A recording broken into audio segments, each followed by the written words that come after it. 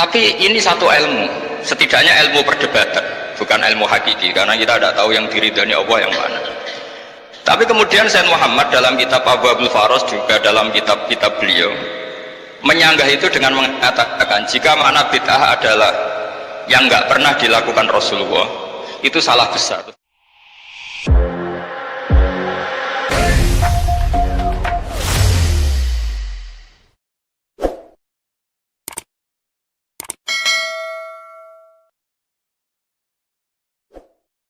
Assalamualaikum warahmatullahi wabarakatuh. Bismillahirrahmanirrahim. Allahumma sholli wa sallim ala sayyidina Muhammadin wa ala alihi washabbihi ajmain. Amma ba'du. Ingkang kula hormati Pakde kawula Ki Haji Haizil Ma'ali, guru kawula Ki Haji Faruq Husain, sedanten para kiai ingkang kula hormati. Seperti yang dikatakan moderator, saya ini orang yang pantangan datang di acara-acara gini. Tapi saya tetap santri, ketika diajak Gus Zofur ya datang. Begini ya, ini langsung saja. Kalau MWC Sedan menginginkan kemandirian, kata Gus Kamil tadi, itu tidak mungkin, karena kita pasti secara politik harus koalisi dengan Pak Jokowi. Secara ekonomi tadi sudah jelas ya.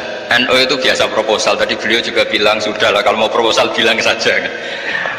Artinya kita sebenarnya tidak pernah mandiri dalam hal politik maupun dalam hal ekonomi.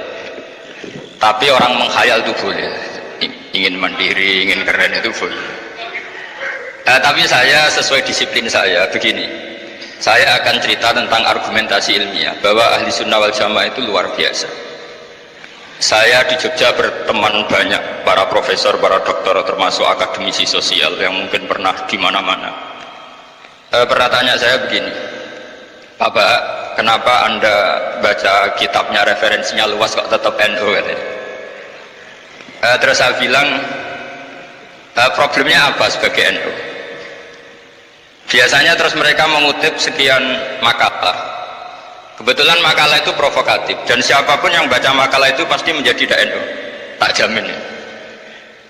Kalau di Jogja misalnya di satu penerbitan, saya termasuk di dalamnya, itu pernah diperbandingkan kitabnya Sayyid Muhammad Mafahim Yajibu an Sohah dengan kitabnya Bin Bas, judulnya Hadihi Mafahimuna.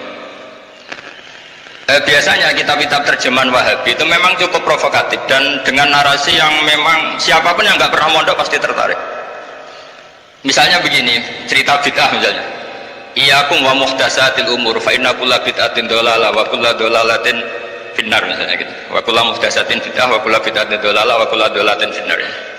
Ada yang baca wa kullu bid'atin dhalalah wa kullu dhalalatin finnar. Terus beliau menuliskannya begini, kata Bin Bas, hadza huwa Rasulullah hakama bi annal bid'ah kullaha dhalalah.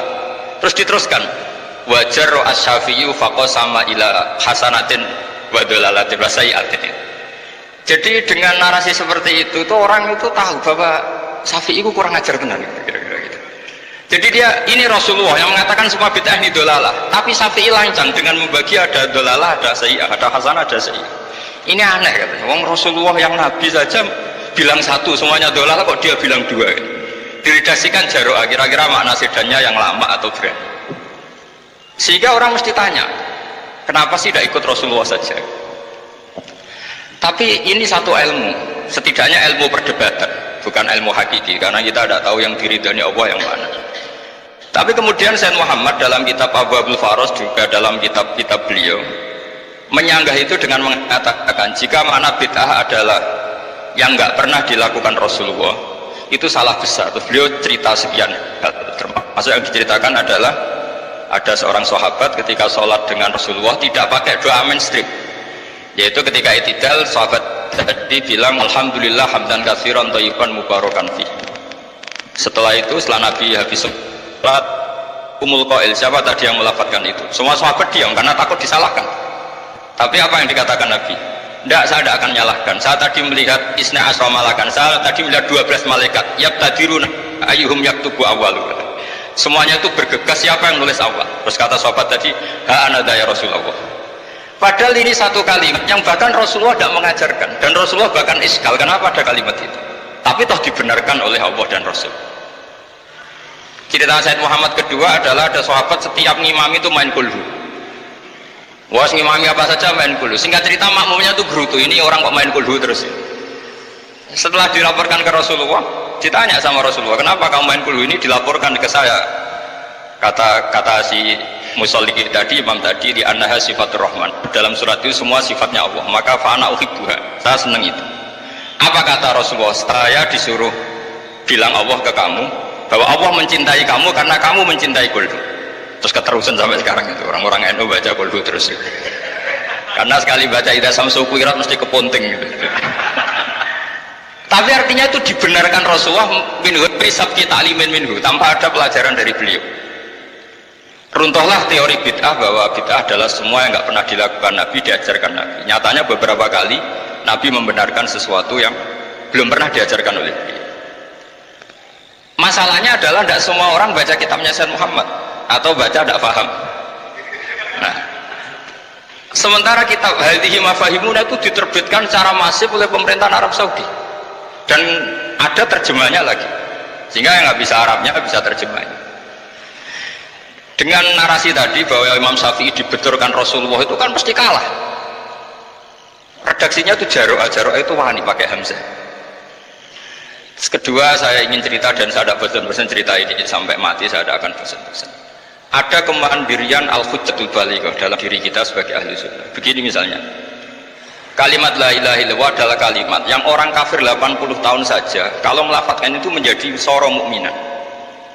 Nah ini kita tahlil yang sudah muslim hanya karena kalimat thayyibah justru menjadi kafir. Ini kan madzhab aneh.